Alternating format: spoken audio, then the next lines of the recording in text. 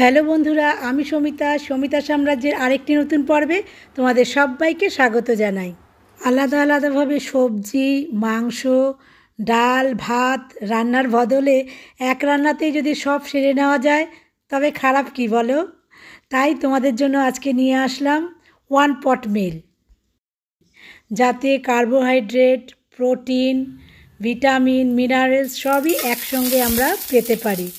তো চলো, আমি আজকে বানাচ্ছি ওয়ান পট মিল, যেখানে চিকেন থাকবে, ভেজিটেবলস থাকবে। ভেজিটেবলসের মধ্যে আছে গাজর, আর হচ্ছে পেঁয়াজ, রসুন, আলু, আর আছে মুসুরির ডাল। আমি 25 গ্রাম মুসুরির ডাল নিয়েছি। প্রথমে একটু গরম মশলা ফোড়ন দিয়ে তারপরে চিকেনটাকে 2-4 বার একটু নাড়াচাড়া করে ভেজে নিয়েছি। তারপরে সমস্ত ভেজিটেবলস দিয়ে দিয়েছি। তারপরে নুন, হলুদ দিয়ে ভালো করে একটু এবার ভাজা ভাজা করে নেব। সব সবজি চিকেন একসঙ্গে আমি ভাজা ভাজা করে নেব। দিয়ে দিলাম একটু আদা বাটা, অল্প করে আদা বাটা দিয়ে এবার একটু কিছুক্ষণ নাড়িয়ে নেব। ব্যাস, তোমার কিছুক্ষণ নাড়ানোর পরে আমি দিয়ে দেবো একটু জিরের গুঁড়ো, অল্প করে জিরের গুঁড়ো, খুবই অল্প সামান্য আমি মশলা দেব, যাতে মানে ব্যাপারটা হেলদি হয়। তো দিয়ে দিলাম আমি ডালও আমি একদম অল্প করেই দিলাম, 25 গ্রাম আছে এখানে ডাল। তো মুসুরির ডালের পরে দিয়ে দিলাম একটু গোলমরিচ দিয়ে ভালো করে নাড়াচাড়া করলাম। করে এবার আমি জল ঢেলে দেব। যতক্ষণ না ডাল আর চিকেনটা সেদ্ধ হবে ততক্ষণ আমি এটাকে একটু ঢাকা দিয়ে ফোটাবো। ব্যাস, জল দেওয়া হয়ে গেল, ঢেকেও দিলাম। এবার একটু কিছুক্ষণ ফুটতে থাকুক।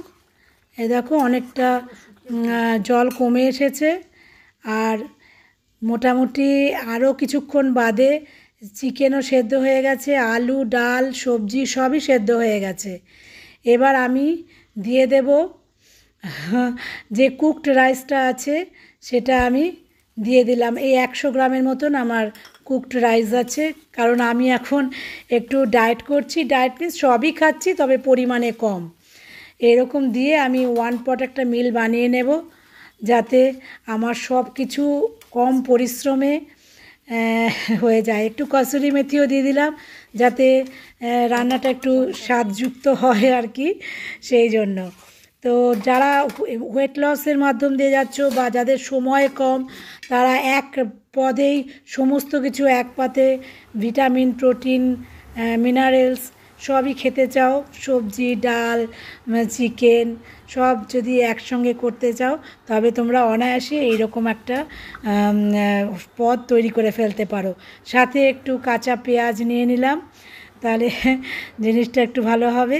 আর নিয়ে নিলাম শসা আর পেঁয়াজ স্যালাড থাকলে তো খুবই ভালো লাগবে খেতে এটা।